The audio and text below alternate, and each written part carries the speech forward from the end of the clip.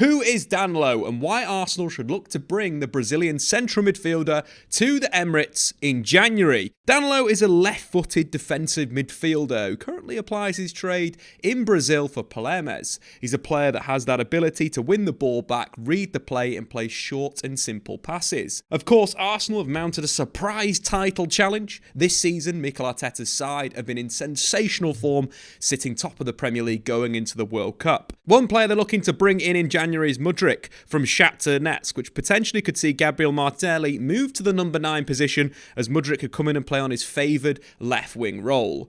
I think Arsenal need to strengthen that position on the left wing, but also midfield is a bit of a concern for me. I think Arsenal's depth in midfield isn't quite there right now. El Nene's deputised pretty well when Thomas Partey's been out injured, but there hasn't really a replacement for Granit Xhaka. Danilo could provide a bit of a joint role, replacing either of those players. He's a 2-time Copa Libertadores winner with Palermo, playing in not only the 2021 final against Flamengo, but also in the 2020 final against Santos, lifting the trophy at 18 and at 19. Very impressive for a young central midfielder. But just looking at his stats against Santos in that first final, completed 3 of his 4 accurate long balls, a dribble, had a shot off target, but won 7 out of his 12 duels, winning 4 out of his 6 tackles. A player that does do well at winning the ball back. In terms of his stylistically, what you could kind of look at him as, he's a little bit like Fernando, ex-Porto Manchester City midfielder that was dubbed the Octopus because of his ability to read the game and really marshal the space in the number 6 area. In terms of Danilo as a style, he would probably come into Thomas Partey's position and deputise when Partey needs a bit of a rest. Of course, Partey's kind of the only number 6 Arsenal have got. And I feel Danilo could play that role by himself, allowing Granit Xhaka to move into that attacking midfield zone as we know that he can do.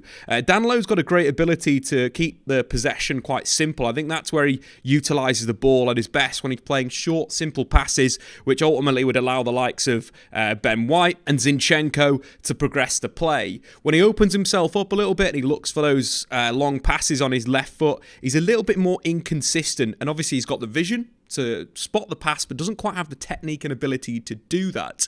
I think he could be a great addition to Arsenal's squad in January. I think they should move for him, over maybe signing another defender or maybe even, a right winger. In terms of overall style, as we mentioned, good reader of the play. I think he carries really well in the transition, wins the ball back. 99 tackles plus interceptions in the Brazilian Serie A last season. So let's take a look at Danilo's performance in the Copa Libertadores against Emelec, where he starred in central midfield. Not only did he give Palermo a real good base in midfield for them to rotate round and play off, but he also won the ball back in some really good high pressing areas. So let's take a look at that passing first. Again, it's something that I think he's probably better at the short, simple passes, keeping the ball moving, but that's not to say that he can't break lines with passes. Here we've got him in central midfield, looking for that pass in between the lines into the attacker. This is something that we've come to see at Arsenal time and time again, with Thomas Partey finding either a Martin Odegaard, finding a Martinelli, a Gabriel Jesus off the line. Again, this is something that you need for an Arsenal defensive midfielder, that ability to play the progressive line-breaking pass. He obviously finds the attacker in the final third, which completely opens up the game, giving him, 3 really good options for Palermo to try and create a chance. Moving forward to more play, again, left-footed, his ability to switch to the left back is something that I like about his game. It's a consistent thing. Obviously for Arsenal, in that sort of midfield zone, it would probably more be a pass out to the left winger versus the fullback, because we know that Zinchenko kind of tucks into defensive midfield, which would open up the pass out wide to Mudryk or even Martinelli in that position to attack the opponent's fullback area. And that's something that I like about him. We've seen that quite a few times. Again, I think that pass he's got locked down, the one over the top, probably needs to work a little bit more on, but has that ability and vision to find that pass. But let's move on to kind of his support play and kind of what he does a lot of. He's very much a player that's always going to be available. Similar to Partey, when Arsenal do get into the final third and move into their attacking, 5-man structure, Partey is always an option for his teammates to just drop the ball back on. And it's something that, we've seen following the pass. He's going to support the play, he's going to move in there. But also he's got a good understanding of the game, tactically very smart, that when he needs to keep it simple, as we've mentioned many times, that he will cover the centre-back's position when the centre-back is pushing into midfield. Again, showing that tactical awareness for a 21-year-old is very impressive. But let's move on to the side side of his game that I kind of really like, and that is kind of the intercepting and his speed to kind of cover ground. He's been likened at times to N'Golo Kante. I think with his intercepting is pretty down, but I think Kante is better in kind of the tackle situation, where I'd say Danilo's big strengths is when reading the play and intercepting the ball.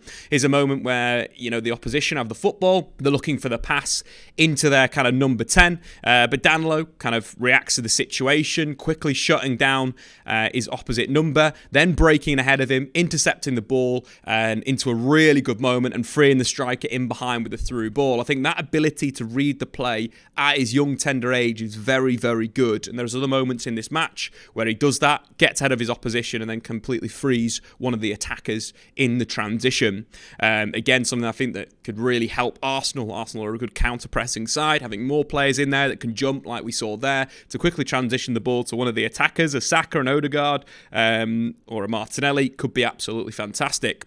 Again, unfortunately, the attacker's shot well saved by the goalkeeper. Moving on to that kind of simplicity, what I like about him is another bit of play in central midfield. And instead of kind of looking for an expansive pass, it's simple. It's really simple from Danilo, which again frees an attacker in between the lines. You can simply see the 5-man attack breaking forward now. And again, it's that simplicity that Arsenal's game really needs in there. And certain passes need to be kept simple. You don't need to play that expansive ball all the time. And it's something that Danilo will do in abundance. Moving to another pressing situation, this time in the final third, but also showing Danilo's ability on the ball.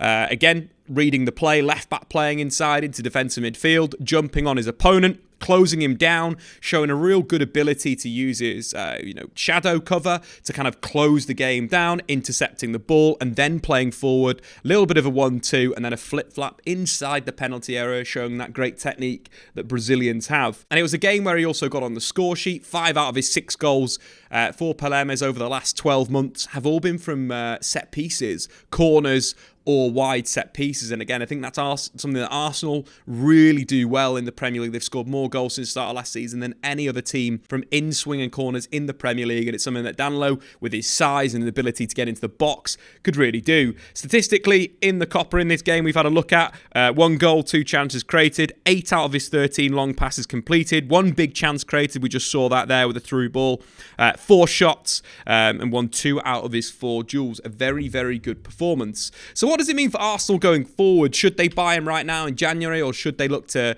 potentially sign him in the summer? According to reports, Arsenal made a bid in the summer to try and bring him to the Emirates, but it was rejected by Palermes.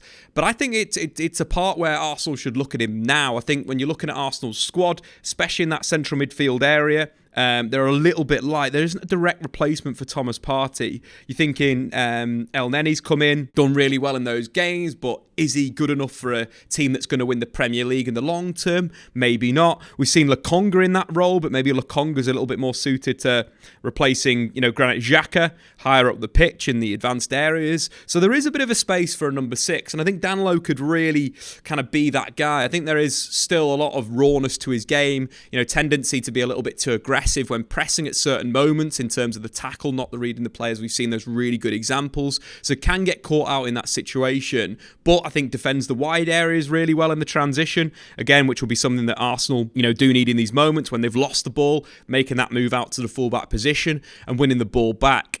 I think, you're looking at what they could do, and I think the big thing with Arsenal, it's to stick with the plan. It's to move with the plan. You're taking the Arsenal sitting top of the Premier League right now is a massive, massive overperformance from them at the moment compared to what we've seen previously under Arteta. So they should stick to the plan. They should stick to the recruitment policy that's worked so well. We're talking bringing the likes of Gabriel Jesus, picking the right players. You've Vieira's, those types of moments I think is what's going to get Arsenal to a top level in the long term. Hence why I think sticking to the development plan, signing Danilo, who's different to Xhaka, different to Partey, and you're thinking in the long term, could it be a Lokonga-Danilo pairing? Talking 3 to 4 to 5 years. Also, we've seen players signed from South America in central midfield really hit the ground running in the Premier League, like Caicedo at Brighton. A similar player to Caicedo. Obviously, Caicedo's got a little bit more to his game in terms of he's more box-to-box, and Danilo's more of a traditional number 6. But we've seen players really fly when moving to the Premier League, and I think Danilo is destined for the top, and Arsenal would be a perfect destination for the Palermo's midfielder. But anyway, guys, get into the comments. Do you think that Arsenal should sign Mudryk right now? Should they sign a number 9, Ramos, or even Taremi? Or should it just be bringing a defensive midfielder in, sticking with the development plan, and backing Edu and Mikel Arteta for the end of the season? And Statman Dave, subscribe if you're new, check out SofaScore, and we'll see you in the next one.